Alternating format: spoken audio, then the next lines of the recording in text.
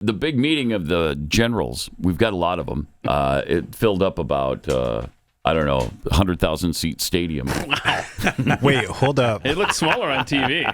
It did look smaller on TV. There was at least 100,000 Definitely in a generals there. government shutdown if we have 100,000 generals. Kidding. That's like 6 figures. No, I'm not doing that. He had them all rode up, though. They all came in, man. Yeah, Their they did. dress blues. They're not even wearing BDUs. They're wearing their dress blues. Yeah, with all the Well, you're going before hardware on 'em? Yes. secretary and the president. Yeah, you're. yeah. I want those brass buckles shiny. Yeah.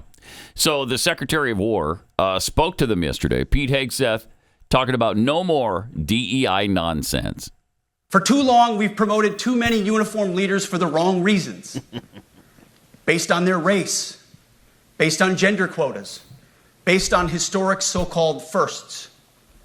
We've pretended that combat arms and non-combat arms are the same thing. We've weeded out so-called toxic leaders under the guise of double-blind psychology assessments, promoting risk-averse, go-along-to-get-along conformists instead. You name it, the department did it. Wow. Foolish and reckless political leaders set the wrong compass heading, and we lost our way.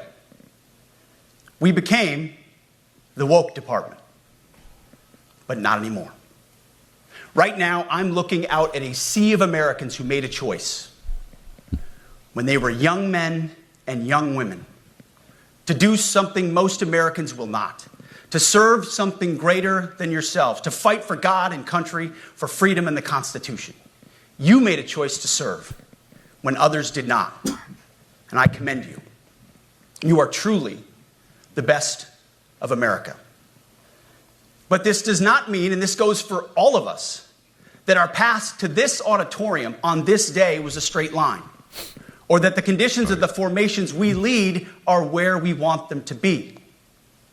You love your country, and we love this uniform, which is why we must do better. We just have to be honest. We have to say with our mouths what we see with our eyes, to just tell it like it is in plain English, to point out the obvious things right in front of us. That's what leaders must do. We cannot go another day without directly addressing the plank in our own eye, without addressing the problems in our own commands and in our own formations. This administration has done a great deal from day one to remove the social justice, politically correct, and toxic ideological garbage that had infected our department, to rip out the politics. No more identity months, DEI offices, dudes in dresses. No more climate change worship. No more division, distraction, or gender delusions. No more debris. Wow. Wow. I wonder how many are on board with that. How many of the generals I don't know. Well, I mean, are they pretty applauding much that? that's kind of what this was about, though, right? This is what we're doing, and this is where we're headed. And if Get on board or get you're out. with us or against us, and if you're against us, have a nice day. I mean, there were some moment in time type pictures of the generals. You know, like one guy's got his head like this, and one of them's looking at him. When he was speaking, or Trump? I think it was during the physical training part, which I think we're going to get to. I bet. Yeah, no more fat generals, y'all. I don't know how you disagree with any of that. No.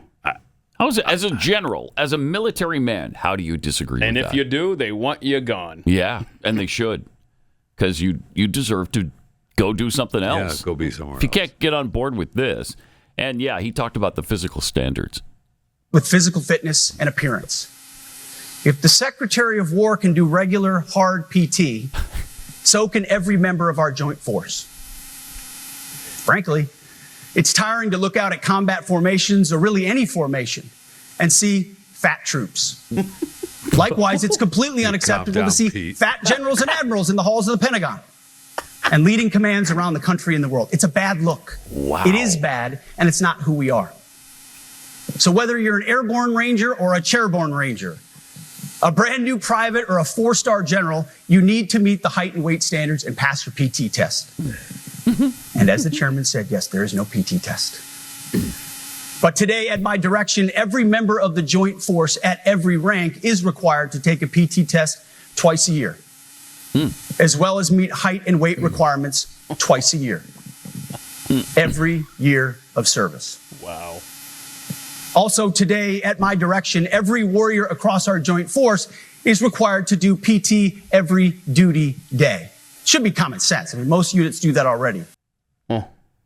There was so much. Again, how do you argue with it? Because there's physically demanding things that you have to do.